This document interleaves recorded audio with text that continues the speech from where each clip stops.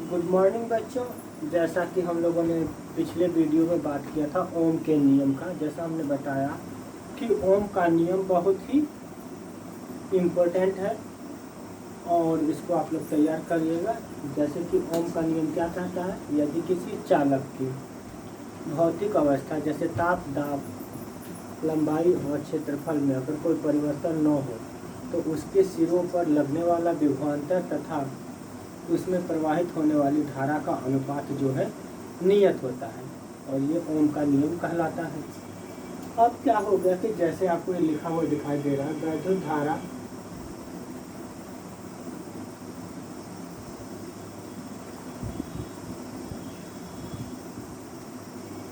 वैद्युत धारा एवं विभवांतर के मापन से ओम के नियम का सत्यापन करना। जो ओम का नियम है उसका हमें क्या करना है, अब सत्यापन करना है। किसके माध्यम से? वैद्युत धारा और विभवांतर के द्वारा।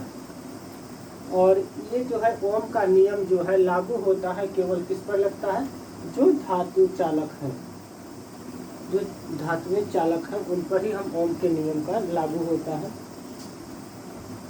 धातु चालकों के लिए ही सत्य है।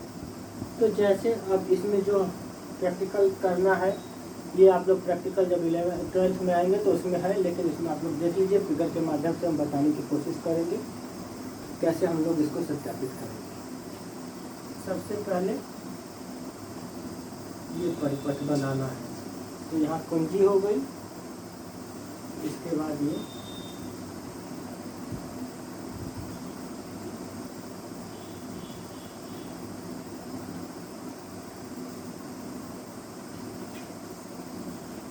प्लस सिरा और ये ऋण सिरा होता है। यहाँ पर एक ये क्या हो गया, धारा नियंत्रक इसको हम लोग बोलते हैं।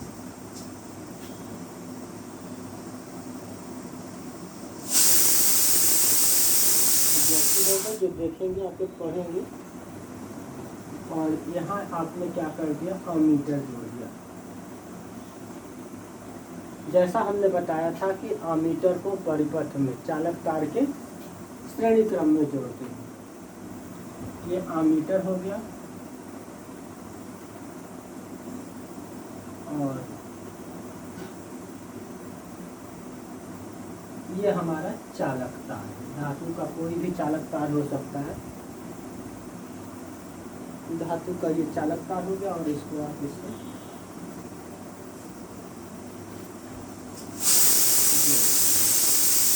और समांतर क्रम में क्या जोड़ा जाता है, ये वोल्टमीटर जोड़ दिया जाता है।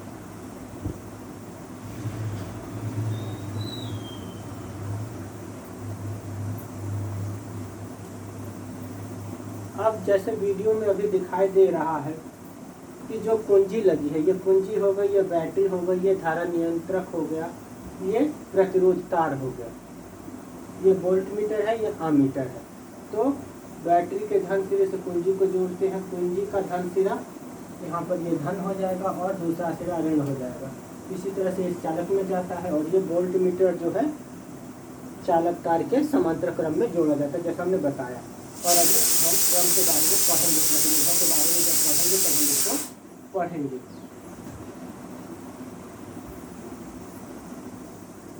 तो अब हमें क्या करना है कि अभी इसमें आपको ये दिखाई दे रहा होगा कि ये क्या है, कौन सा परिपथ है, खुला परिपथ। ये पूरा जब सारे सर्किट जोड़ दिए जाते हैं, सारे इंस्ट्रूमेंट जोड़ दिए जाते हैं तो इसको हम परिपथ बोलते हैं।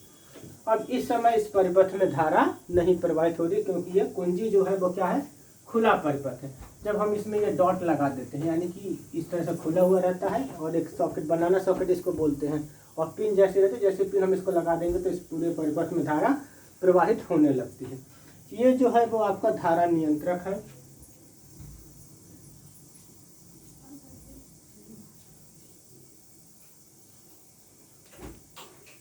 धारा नियंत्रक, ये आपकी बैटरी हो गई, ये कुंजी हो गई, ये अमीटर है और ये वोल्टमीटर, ये चालक तार,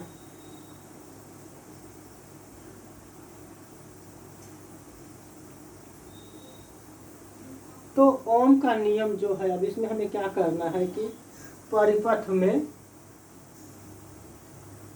इसके माध्यम से धारा नियंत्रक का क्या काम था बताया था हमने, ये धारा को नियंत्रित करता है, कम से बढ़ाते हुए चले जाते हैं।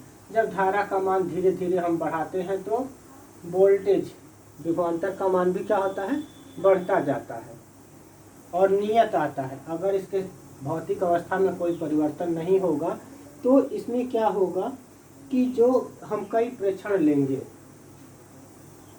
कई प्रेक्षण लेने पर क्या होगा, V/I का जो मान आएगा वो क्या मान आएगा, नियत मान आता है। तो इसे हम जैसे हम कोई इसमें धारा प्रवाहित करते हैं और धारा नियंत्रक से, जैसे पहले इसमें हमने जो धारा ले ली वो 0.2 लिया, तो 0.2 ले लिया धारा, यानी कि I का मान जो है क्या ले लिया आपने, I बराबर 0.2 एम्पियर की धारा ले ली, तो V का मान आ गया 0.4 वोल्ट, यानी कि नियत मान क्या हो जाएगा, V/I करने पर 0.4/2, 0.2 यानी कि 2 मान आ गया। अगली रीडिंग हमने इसका मान यहाँ से बढ़ा दिया, थोड़ा सा बढ़ा दिया। अब क्या ले लिया हमने, I का मान जो हमारा नियत आ गया, I का मान 0.4 एम्पियर आया। तो वोल्टेज का मान क्या हो जाएगा, अब इसमें जो है यहाँ पर 0.4 आएगा, यहाँ पर 0.8 आ जाएगा वोल्ट, तो भी मान क्या हो जाएगा 0.4 0.8/0.4। तो आपने ये देखा कि ये प्रैक्टिकल करके आप लोग देखेंगे तो ज़्यादा क्लियर होगा। तो इस तरह से हम धारा नियंत्रक के द्वारा धारा का मान बढ़ाते हैं तो वोल्टेज का मान भी बढ़ता हुआ चला जाता है। जब 6 लेंगे तो इसका मान 12 आ जाता है। तो इस तरह से नियम से ये पता चला कि V/I का मान नियत आ रहा है, 2 ही आएगा।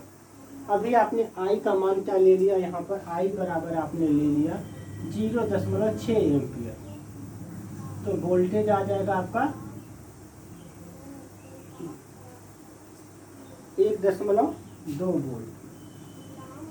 तो यहाँ से आपका जो अनुपात V/I का जो मान आया वो 2, तो 2 क्या होगा, यहाँ पर नियत हो गया। इसका मतलब कि अगर हम V और I के बीच में जब हम ग्राफ खींचेंगे तो एक सीधी रेखा आती, और ये किसके लिए है, ओम का नियम केवल धात्विक चालकों के लिए है।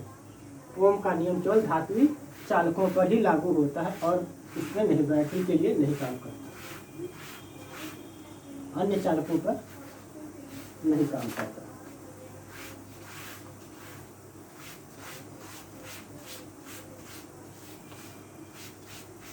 तो इस तरह से आप देख सकते हैं कि जो ग्राफ अब हम लेंगे,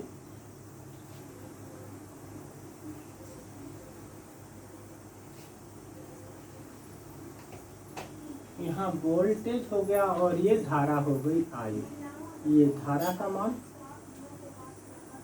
और यहाँ वोल्ट में हो गया मान।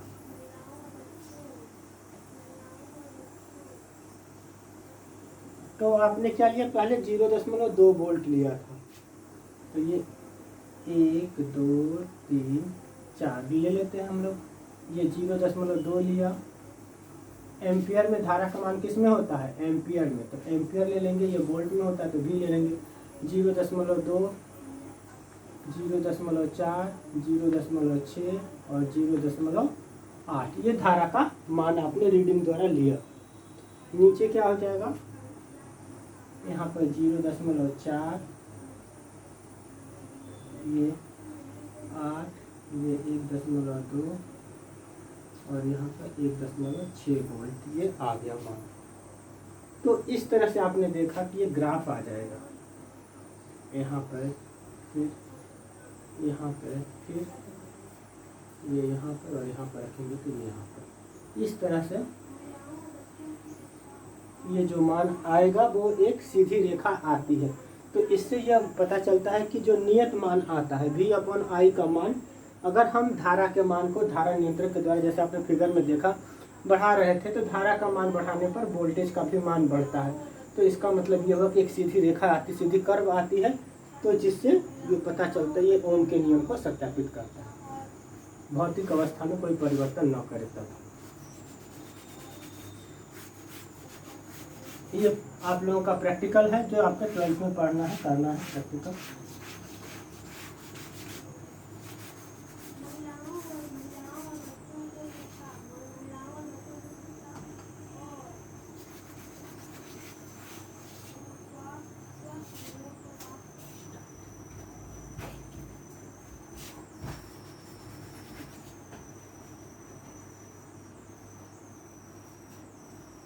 अगला टॉपिक है वैद्युत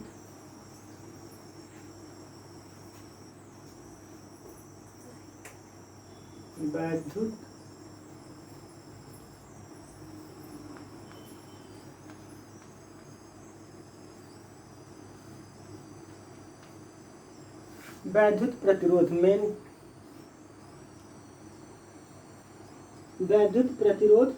मेन टॉपिक है। तो वैद्युत प्रतिरोध क्या होता है? जब किसी चालक के सिरों पर विभवांतर लगाया जाता है तो उसमें धारा प्रवाहित होने लगती है। तो जब धारा का विरोध होता है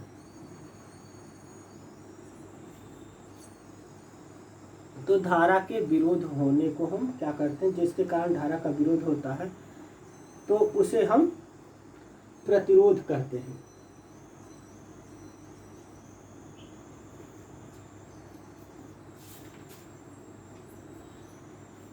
तो मतलब क्या होगा कि किसी चालक का वह गुण जिसके कारण वह वैद्युत धारा के प्रवाह का विरोध करता है, चालक का वैद्युत प्रतिरोध कहलाता है।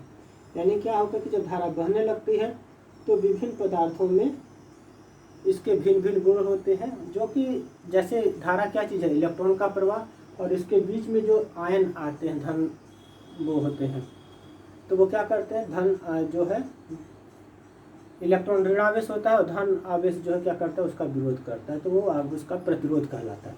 लेकिन ओम के नियम से क्या होगा, ओम के नियम से इस प्रतिरोध की परिभाषा अलग हो जाएगी।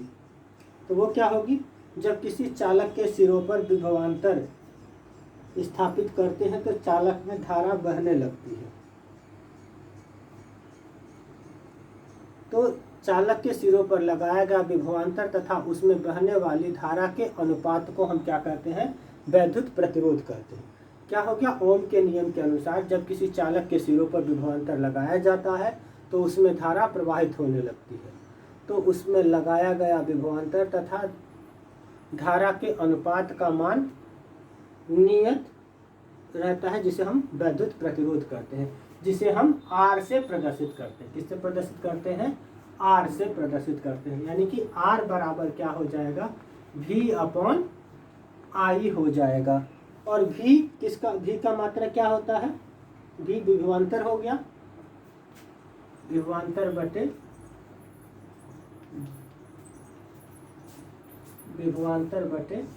वैद्युत धारा।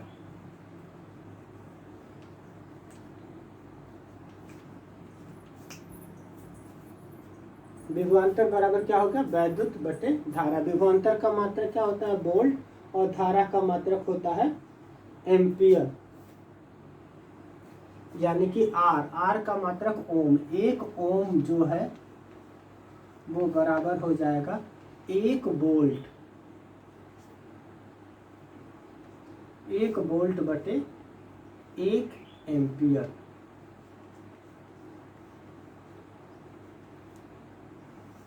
यानी कि किसी भी चालक में अगर 1 वोल्ट का विभवांतर उत्पन्न दिया जाता है तो उसमें 1 एम्पियर की धारा उत्पन्न हो जाती है, जो कि 1 ओम कहलाता है। तो इस तरह से ये वैद्युत प्रतिरोध हो गया। और इसको हम ओमेगा अक्षर से, ओम को हम क्या करते हैं, ओमेगा अक्षर से, इसे ओमेगा बोलते हैं, ओमेगा से इसे प्रदर्शित करते हैं।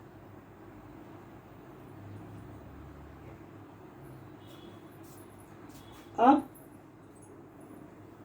अगला जो टॉपिक है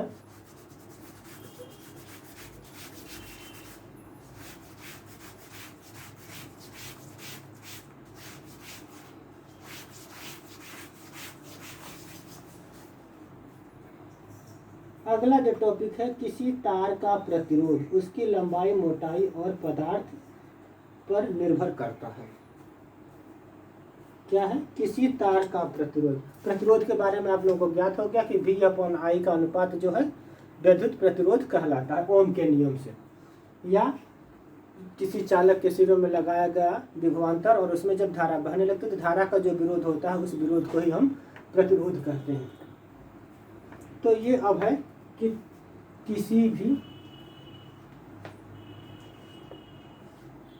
किसी तार के प्रतिरोध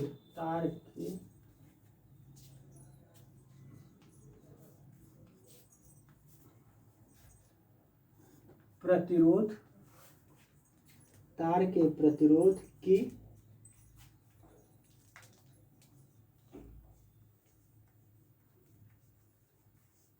उसकी लंबाई पर निर्भर करता है, मोटाई यानी कि क्षेत्रफल, मोटाई, और अगला जो है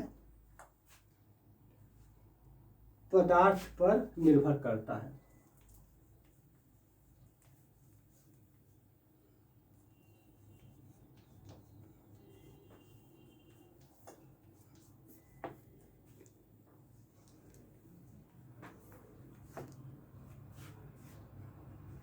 तो ये ध्यान रखना है कि वैद्युत तार का प्रतिरोध जो है उसकी लंबाई, मोटाई और पदार्थ पर निर्भर करता है।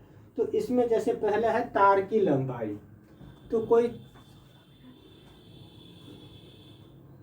तार की लंबाई पर अगर किसी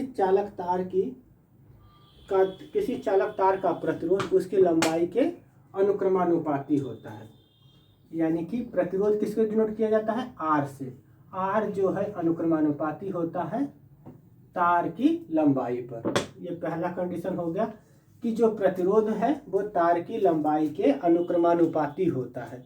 दूसरा आता है आपका मोटाई। मोटाई का मतलब क्षेत्रफल, यानी कि तार का जो क्षेत्रफल है वो व्युत्क्रमानुपाती होता है। तार का प्रतिरोध क्षेत्रफल के व्युत्क्रमानुपाती होता है, यानी कि आर व्युत्क्रमानुपाती 1/a। और तीसरा है तार के पदार्थ पर।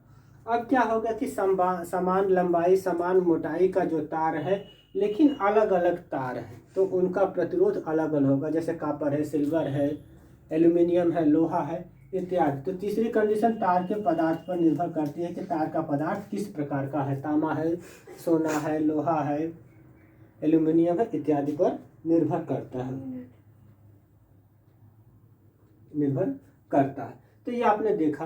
अब इन दोनों पॉइंटों को अगर मिला दिया जाए तो क्या हो जाएगा, अगर हम मिला करके लिखेंगे तो एक नया पॉइंट बन जाएगा, आर अनुक्रमानुपाती L/A हो जाएगा।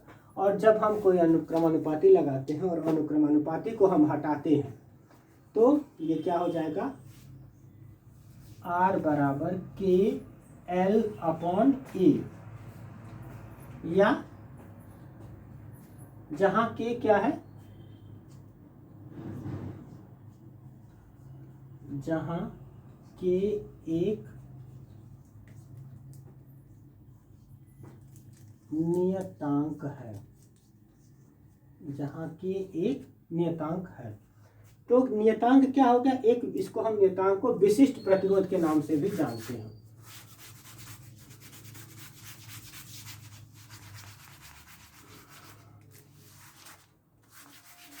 अब हमें क्या निकालना है, तार का विशिष्ट प्रतिरोध निकालना है।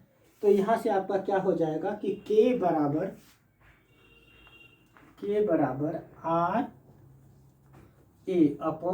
RA/L, और K क्या हो गया, ये विशिष्ट प्रतिरोध हो गया, विशिष्ट प्रतिरोध। तो ये K जो है क्या हो गया, विशिष्ट प्रतिरोध हो गया, और ये इसको प्रतिरोधकता भी बोलते हैं। ये विशिष्ट प्रतिरोध या प्रतिरोधकता बोलते हैं। इसे रो से भी प्रदर्शित करते हैं। यहाँ पर हम लोग इसे रो से भी प्रदर्शित करते हैं, यहाँ पर हम लोग K से दिखा रहे हैं K। अब हम मान लें कि अगर तार की लंबाई हमने क्या ले लिया, 1 मीटर ले लिया, और उसका क्षेत्रफल भी क्या हो जाए 1 मीटर, और क्षेत्रफल जो है 1 वर्ग मीटर हो जाएगा। तो विशिष्ट प्रतिरोध की परिभाषा क्या हो जाएगी? विशिष्ट प्रतिरोध की परिभाषा भी पूछी जाती है, तो इसे आप लोग देखेंगे।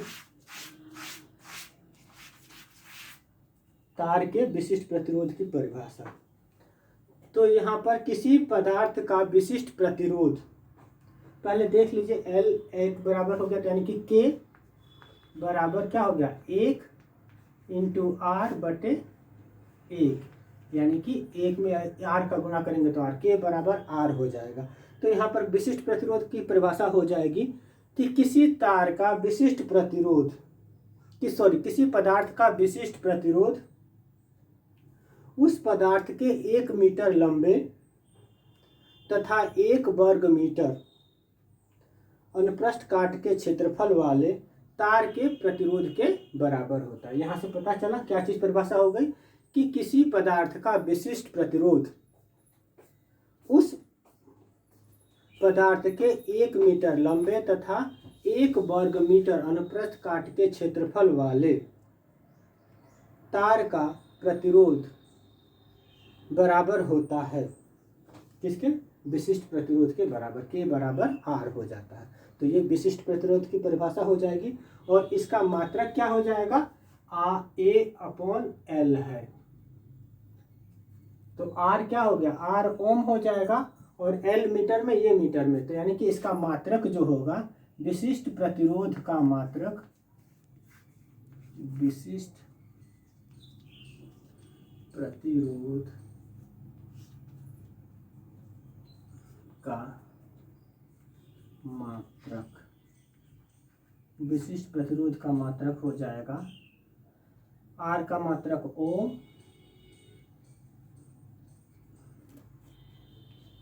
और उसका क्षेत्रफल का मीटर स्क्वायर, और मीटर से मीटर कैंसिल, तो ओम मीटर हो जाएगा। और कहीं कहीं सेंटीमीटर में होगा, तो तार के प्रतिरोध की लंबाई, अरे तार की लंबाई हम सेंटीमीटर में लेते हैं, इसलिए सेंटीमीटर करके ओम सेंटीमीटर भी विशिष्ट प्रतिरोध का मात्रक होता है। धन्यवाद। वीडियो को अधिक से अधिक लाइक और शेयर करें।